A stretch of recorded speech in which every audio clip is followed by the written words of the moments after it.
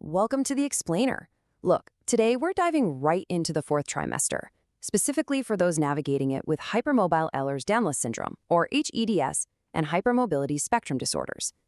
We're breaking down some brand new, expert-created international clinical guidelines, and honestly, these are an absolute game changer for how postpartum care should be handled for this community. So, what exactly happens when standard postpartum advice meets a body with fragile connective tissue? Well, if you or your partner have hEDS or HSD, you probably already know the answer. That standard advice falls completely short. The traditional 6-week checkup and those standard healing timelines, yeah, they literally weren't built for the mechanical realities of a hypermobile body. To really grasp why these new guidelines matter so much, we have to look at the root cause, right? Your connective tissue is inherently fragile. That means the very scaffolding of your body just behaves totally differently under stress, stretching, and healing. So, that pain or that prolonged recovery you might be dealing with, it is absolutely not in your head. It's physiological, it's valid, and it means you need a completely different playbook for the fourth trimester.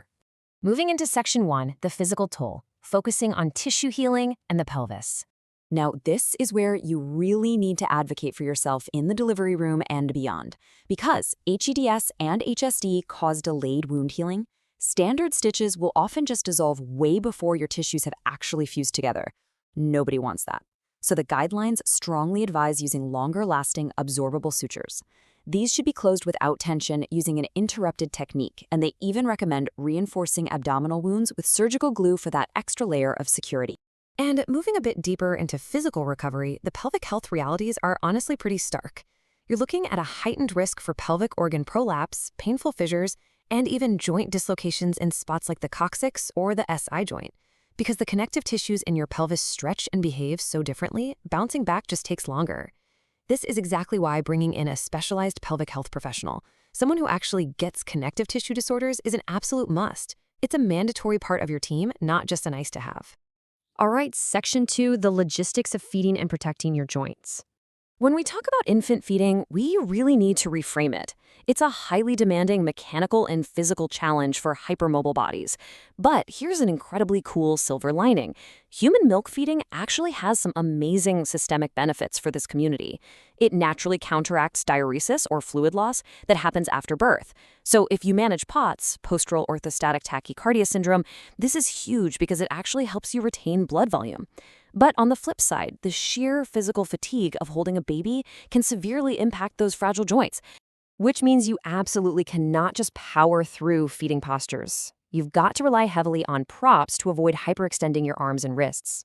Think pillows, lots of them, to keep the baby perfectly at chest height. And here is a totally brilliant tip straight from the guidelines. Use a mirror to check the baby's latch. Seriously? It keeps you from constantly looking down, which means you avoid subluxating your cervical spine. Such a simple fix, but a total lifesaver. On to Section 3, the baby, and specifically protecting the newborn. Since these are heritable conditions, there's a real chance your baby might display inherited hypermobile traits right from day one.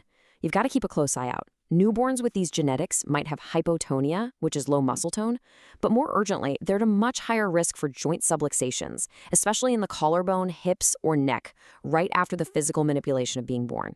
So you must offer a lot of extra positional support when you're holding their little fragile bodies. Now, this brings us to a highly sensitive but literally crucial protective measure. Infants with hEDS or HSD bruise incredibly easily because of capillary fragility. You absolutely must document every single bruise immediately with your medical team. It is a vital advocacy tool. Tragically, without that solid paper trail, these totally natural bruises can lead to devastating, completely false accusations of maltreatment. Just keep a pristine record with your pediatrician to protect your family from the get-go. Let's move to Section 4, the mental load and navigating psychological risks. We really have to validate the immense psychological burden of dealing with an underdiagnosed chronic illness during the wildly vulnerable postpartum period. And the data here, it's sobering. A massive 2023 international survey found staggering increases in postpartum psychosis and post-traumatic stress disorder within the hEDS and HSD community compared to the general population. It just proves that the psychological toll of this condition, especially when you mix it with the trauma and stress of childbirth, is incredibly severe. And let's be real about why that happens. Historically, people with these conditions have been totally dismissed as somatizers, basically told their pain is all just anxiety, right? So, your anxiety or hypervigilance in the fourth trimester, those are entirely natural responses to a medical system that has gaslit you and dismissed your pain for years. Which is exactly why securing compassionate, multidisciplinary mental health support is just a non-negotiable part of your recovery plan. You deserve that support. As we wrap up this explainer, I want to leave you with a thought. The research is out there now, and these clinical guidelines finally exist to validate your lived experience. So, I challenge you. Take these exact evidence-based guidelines directly to your care team. Literally, print them out, hand them over. Have the hard conversations about sutures, pelvic health, and your newborn's joints. Because the real question is, how will you use this playbook to navigate your postpartum journey feeling fully prepared, totally validated, and fiercely empowered?